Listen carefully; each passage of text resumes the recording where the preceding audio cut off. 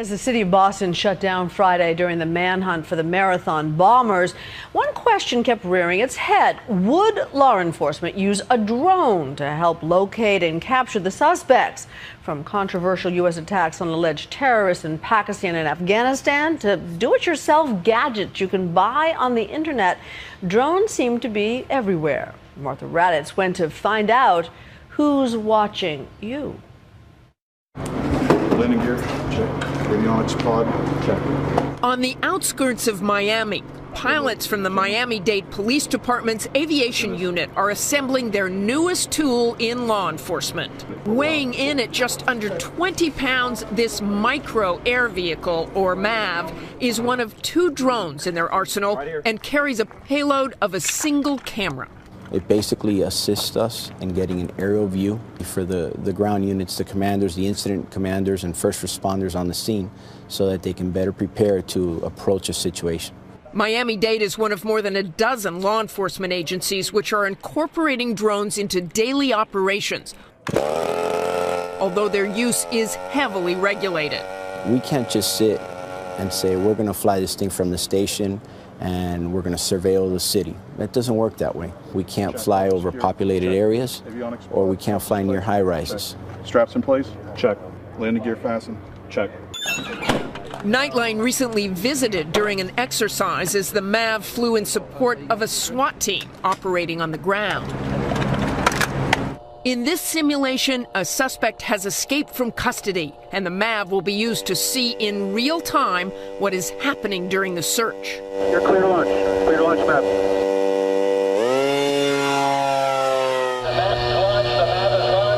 As the MAV gets into position over the area where the suspect is believed to be, go ahead north.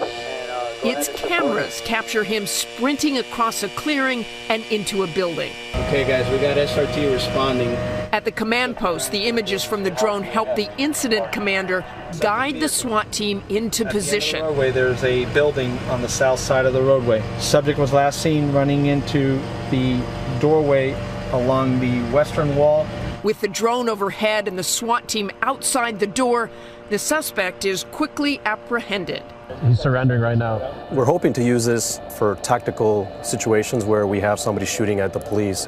We don't want, obviously, put any police officers' lives in danger. Despite the benefits of using drones, there are growing concerns about privacy.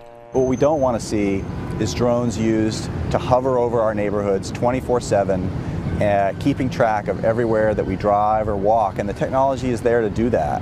The FAA estimates that some 10,000 commercial drones will be flying in the nation's skies within 5 years. Look to the future, look to the skies. What do you see? I see hundreds of thousands of vehicles flying, being manufactured every year.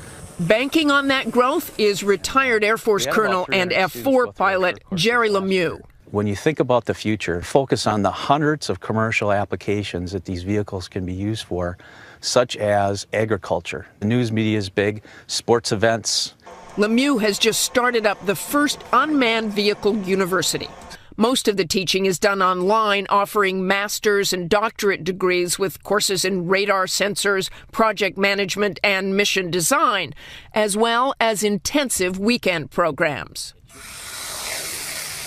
And for those like Justin Woody, who want to learn how to fly unmanned aerial vehicles, the university offers a 3-day hands-on course. In the future, what I want to do is get into what they call precision agriculture, so that I could go and help spot the troubled areas in the fields and help the farmers increase their crops.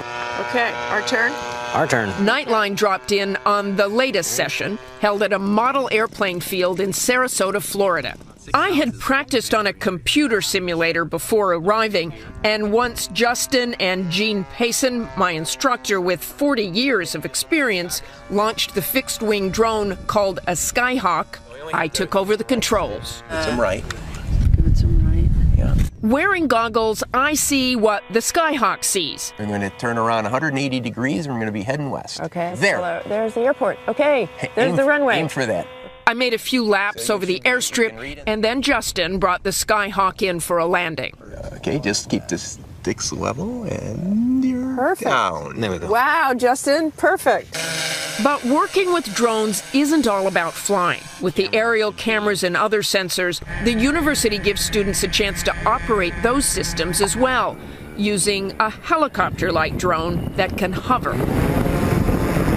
This one stays up for about 12 minutes all by itself. This drone carried a camera that could shoot videos and stills. Photographs give much higher resolution than video. As more and more drones take to our skies, Congress has ordered the FAA to come up with rules to fully integrate drones into the nation's airspace by 2015. And Jerry Lemieux and his Unmanned Vehicle University will be standing by, controller in hand, with the next generation of ground pilots. Congratulations, you did a fine job. For Nightline, I'm Martha Raddatz in Sarasota, Florida. Yeah, there we go.